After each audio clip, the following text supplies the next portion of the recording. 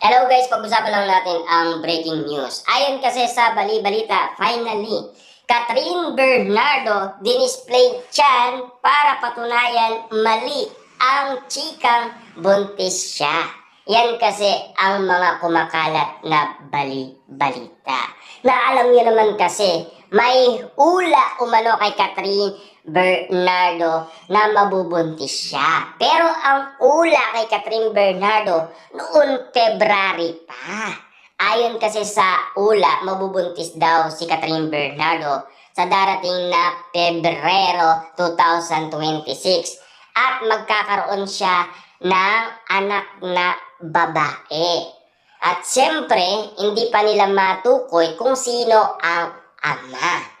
Yan kasi ang haka-haka na ula ng isang maghuhula sa kanyang prediksyon na pinaniwalaan naman ng iba't ibang mga netizens tungkol umano sa pagbubuntis. Kaya nga naman kasi pinlex na ni Catherine Bernardo ang kanyang tiyan para patunayan na mali talaga ang bali-balitang buntis siya. Kaya nga naman kasi tila nanahimik na ang mga bumabatikos kay Catherine Bernardo na siya ay buntis. At least, maliwanag na umano sa iba't ibang mga netizens na hindi totoo ang prediksyon na mabubuntis si Catherine Bernardo. Di sana yung prediksyon na nakita umano ng manghuhula noon Pebrero pa. Pero hindi nagkatotoo. Pero alam niyo naman siguro, no? Kung sakasakaling hindi pa matukoy ng iba't ibang mga tao kung talagang si Catherine Bernardo ay buntis man, malalaman naman yan, lalaki ang tiyan niya, di ba? Siyempre, hindi maitatago ni Catherine Bernardo.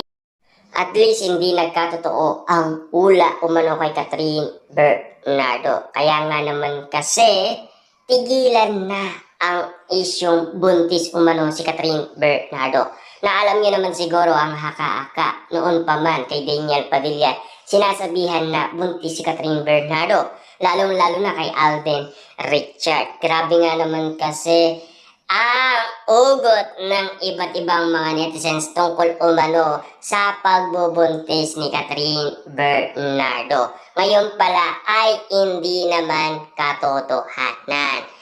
Haka-haka lang. Ayon kasi sa bali-balita. At least, maliwanag na ang lahat. Kasi si Catherine Bernardo na ang nagpatunay na hindi siya talaga buntis.